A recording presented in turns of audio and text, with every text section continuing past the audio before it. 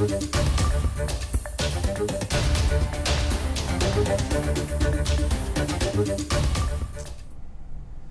evening, everybody. News Center Maine's meteorologist Mike Slifer here. Just wanted to give everybody a quick update on this storm. We've got one rogue severe warning storm ongoing right now in Penobscot County, just north of Orono and Old Town, and it is crossing I-95 north of Bangor. And the reason I wanted to bring this up is because it's a very, it's summertime, a lot of people out on the water here. So keep an eye out on some of the lakes in the Old Town area.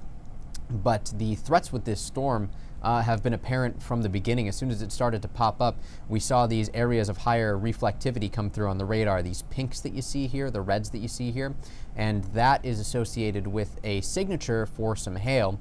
I'm expecting to hear some reports, maybe out of LaGrange or Alton, Maine, of some probably sizable hail with this one, and maybe some strong wind gusts as well. I'm curious to hear if there were any issues with downed trees and things like that as it moved through.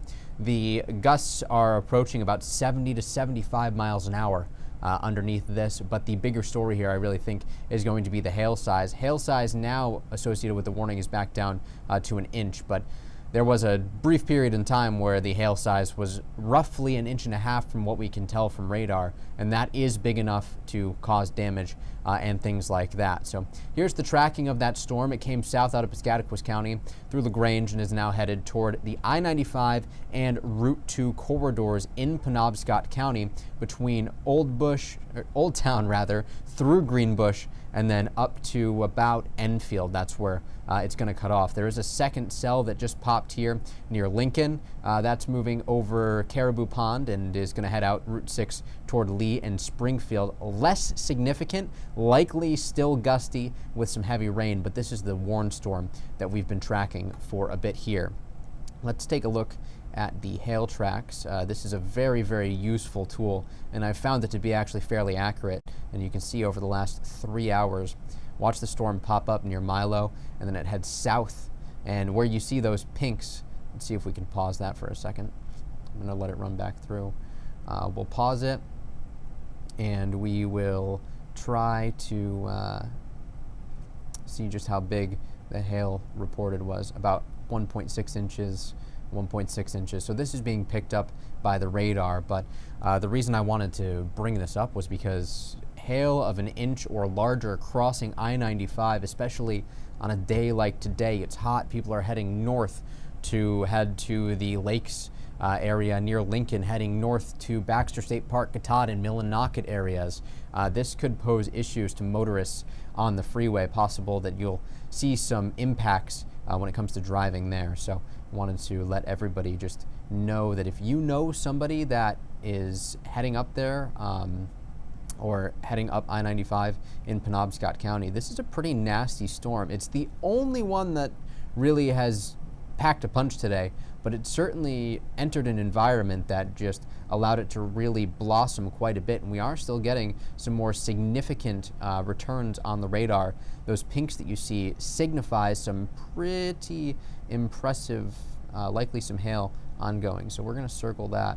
And we have another tool here, and this is a radar tool called correlation coefficient that I'm going to show.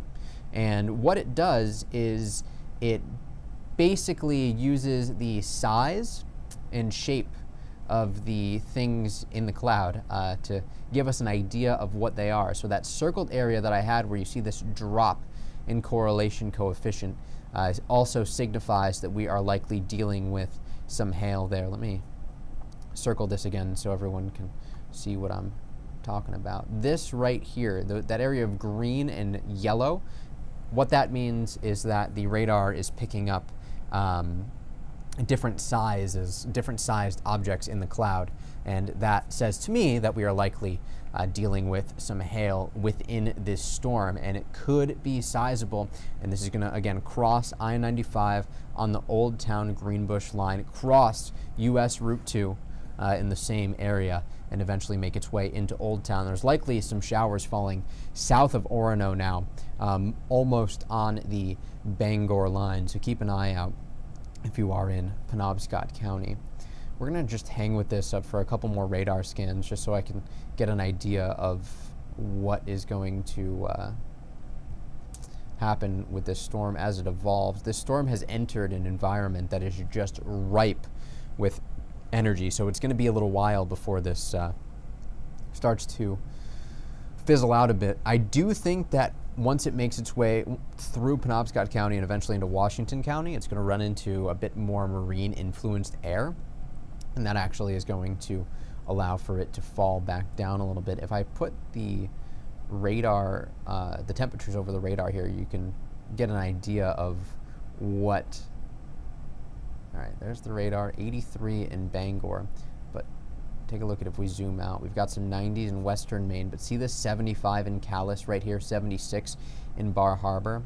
Somewhere in this region, there's a bit more stable marine air. So as this storm moves into it, it will likely start to dissipate and weaken, but for now it still certainly packs a punch, which is why I'm on Facebook Live with all of you. We'll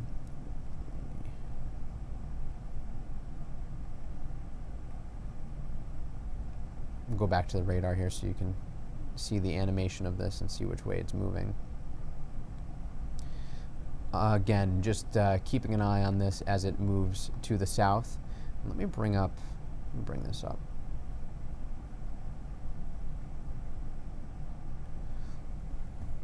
Here are the towns that are right under the center of this, where some of the heaviest hail could possibly fall. It's going to be through Argyle and then keep heading to the south and east. And again, as it moves into Washington County, I think that what's going to happen is we're going to start to see it weaken a bit.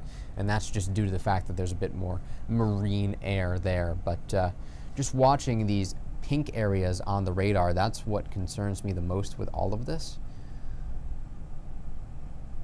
Just because it still looks like there could be some pretty big hail that's going to cross I-95 just north of Bangor. Again, very popular weekend for people to be heading north on 95. Days like today where people want to head up to camp or go to their favorite spots in Baxter State Park, see the lakes.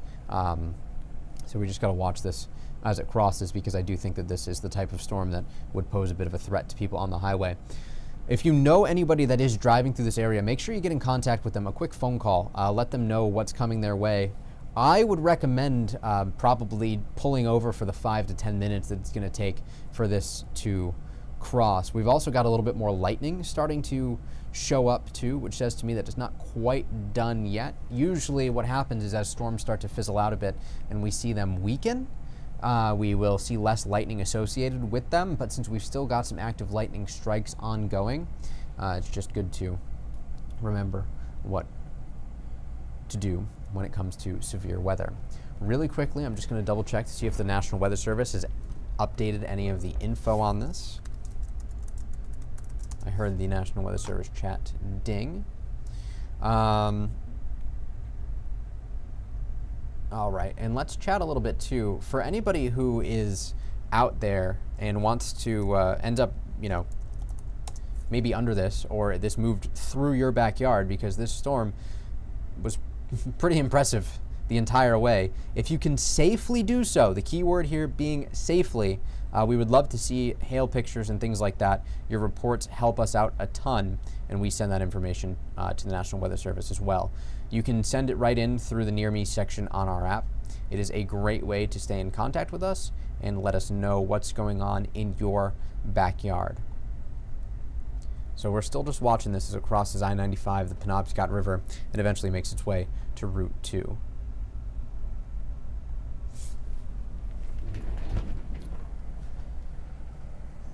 And this is safely south of Enfield, and Coldstream Pond, I believe, is in Enfield, and Burlington. So you don't need to worry if you are a little farther north. This is actually moving away from you as it moves across the I-95 corridor here.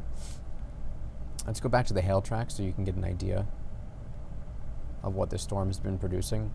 Notice there was a bit of a break. We had some more impressive returns as it moved just over the border into Penobscot County. And then things kind of winded down a bit, but we're starting to get more blues mixed in. So I still think we've got hail of at least quarter size, about an inch in diameter, maybe a little bit higher in this cell. I've been keeping an eye on it with radar too, just to try to pick out what's going on. And I do plan on staying on Facebook Live until this actually makes its way across I-95. And thanks to anybody who is going to be able to send in those pictures. It's very helpful to us, and we'll try to show some of those on air later on, too. I was trying to double check for power outage numbers, but I don't see anything popping up just yet.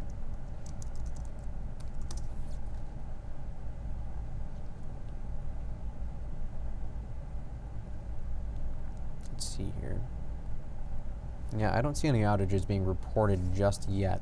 That doesn't mean that they're not coming, but I would not at all be surprised if there were a couple of trees that came down underneath this storm. I mean, it packed a punch when it came to just about a half hour ago as it moved through.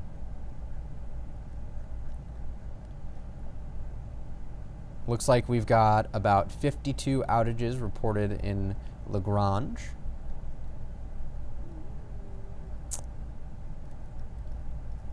All right, so we do have a couple of outages starting to trickle in, which leads me to believe that there's likely some tree damage. Holden, 48 outages reported as well. 18 in Dedham.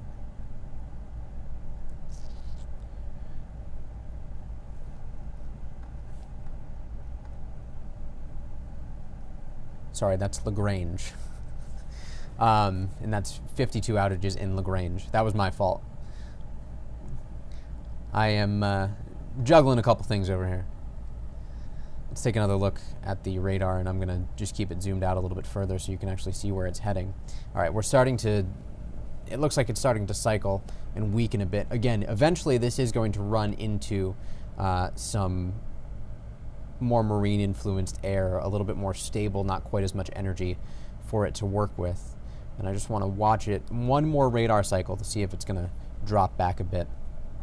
This Hail Tracks product that we have here is extremely useful, though. It really shows the way that the storm tracked. I mean, take a look at this. You can see the hail signature on radar and now see it as it moved south of Milo and just tracked straight down, I think that's Main 16 there, to I-95 and crossed the Penobscot. Again, the reason that I think this is kind of a big deal is just because it's hot. Temperatures mid to upper 80s, low 90s. A lot of people looking for a break from the heat, taking the boats out on the Penobscot River, on some of the lakes in the region, and traveling up I-95 and Route 2 to do so. That's where we'll potentially run into some issues. So we'll go back over to the radar just to see if that new scan came in. It's looking much less organized. I've also got my phone up too, and I've got a radar app open on my phone. Which of course just gives me more data to look at and take in and relay back to you guys. But it definitely looks a lot less impressive now. And as soon as it hits that marine air, I expect it to pretty much fizzle out. I'm watching the storm up in Lee as well. It's tracking down Route 6 now towards Springfield. Not nearly as impressive. I mean, there's some heavy rain under this, don't get me wrong. And it's going to make its way into Lakeville and again cross over the border into Washington County. But this does not pose the same threat as the other storm here did. Just a friendly reminder too: when thunder roars, go indoors. I know that saying sounds cheesy, but it's true. We gotta. If you can hear thunder, you are close enough to be struck. Hold on one second.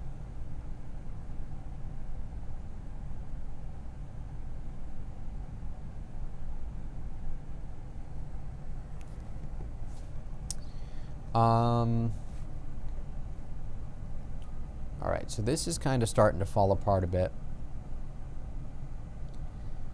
And I'm gonna jump back into the forecast here, since this is getting a little less impressive. For anybody who's stuck with us this long, I can give you an update just on the forecast and what to expect. Let me add some pause points here to this graphic so that we can chat a little bit about the heat, the impressive heat that's on the way tomorrow. I mean, I think tomorrow is going to be wicked hot. Tomorrow will probably be one of the hottest days that we see this summer. I mean, today was hot too, don't get me wrong, but tomorrow is going to be quite the scorcher. All right, let's see here. So first and foremost, we're going to change direction a little bit and talk a bit about the forecast. So here's the forecast for the next week or so. What I'm expecting here is going to be a lot of hot weather to kick the week off, plus the threat for a couple of storms in the middle of the week as a cold front comes through, and behind that, things are looking much, much cooler. Drought Monitor has been expanded to include more of Maine. This includes the rain that we saw last weekend. I think that's important to mention because despite the rainfall, despite the soaking rain in some spots, we've still had farmers and people with wells write into us saying that there just isn't much moisture in the soil. Wells are running low, things like that. So we still need a lot of the rain, and these thunderstorms today certainly helped, although I think we could do without the strong wind gusts and the hail. Highs reached today 94 in Freiburg, 90 in Lewiston, 92 in Sanford. One more 90-degree day in Freiburg and Sanford, and we've got an official heat wave. We're going to get there tomorrow for sure. 90 in Lewiston, 89 in Augusta, 86 in Bangor. And take a look down east. Not quite as warm, a little bit more ocean influence, even with the offshore flow. This is it for thunderstorms out there. I'm impressed that we even saw a strong thunderstorm. It was really stronger than anything we saw yesterday. But other than that, I don't think that we're going to be talking much more about storms tonight. A couple more stray showers, but the further north that marine air moves down east, the less likely it is to be an issue. Forecast high temperatures tomorrow, 95 in Sanford, about 94 in Freiburg and Lewiston, 94 in Bangor, 93 in Millinocket, and I do think Caribou will make it into the 90s here too. We're going to have wind coming out of the west, possibly out of the west-northwest earlier on in the day, and that's going to knock down the sea breeze chances a little bit.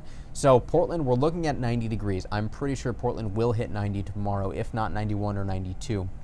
The only spots that may not are along the Penobscot Bay. So Camden, Rockland, Belfast, Lincolnville, and then down east coastline, Bar Harbor, Machias, Lubec, Eastport is where I think that temperatures will actually top out in the 80s. But if you don't like the heat, it's pretty short-lived. We did have a couple of showers overnight and through the day today.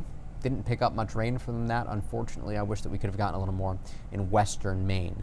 Quieter tonight, very mild, quite muggy. Temperatures are going to take a while to fall back. Some spots still well in the 70s, even as early as about 3 or 4 in the morning could still be near 70 degrees. We warm right up starting tomorrow. It is not going to take much time at all. I think this model is overdoing the 96 in Portland. I don't expect to hit 96 in Portland, but 95 in Bangor at 3 o'clock tomorrow looks pretty good. 94 in Augusta looks good to me as well. And this will be a generally dry and sunny day. With this much heat and humidity around, you can always pop a stray shower, but I don't think it's as likely as it was over the weekend. Beyond this, hot, hot, hot. Tuesday will also be quite hot, but that cold front approaches earlier in the day. And as we get closer to this front, it looks less and less impressive. And I'm wondering if what's going to happen is we end up with kind of a dry frontal passage where we just spark up a couple of stray showers or storms. And then beyond that, the cooler air just slowly works its way in for Wednesday and beyond. Temperatures are really going to drop back quite a bit. Tomorrow, we'll be dealing with winds again out of the southwest. Water temperature still in the 50s. If you want to go to the beach, practice water safety. Anything under 60, you can have hypothermia occur pretty quickly. Inland forecast mid-90s tomorrow. Hot again on Tuesday. And then we'll see the heat break a bit on Wednesday. Friday looks much cooler. And Saturday still looks dry for now. I don't think we have the moisture to really get showers for the end of the week. So we're hedging drier from Thursday onward. It'll be cooler. Might even feel a bit chilly when you compare mid to upper 60s to mid 90s, but certainly not nearly as humid as we've been. And again, I think that it's still going to be a decent weekend to spend some time outside. Plus, with it being much cooler and a lot less humid, we won't have the threat for showers and storms. All right, I just want to mention this one more time. If you saw hail, if you have downed trees and you can safely take a picture or a video with your phone held horizontally, app. It's the best way to get it to us. It's free on the App Store and Google Play stores. You can share your photos and videos directly with us. We can send reports into the National Weather Service. Plus, maybe we'll show some of your pictures on air if you're into that sort of thing. Thanks, everybody. We'll be back tonight at 11 with a full newscast. We do not have a 6 p.m. newscast, so if you need to reach out to me, you can do so through social media. Until then, see you at 11.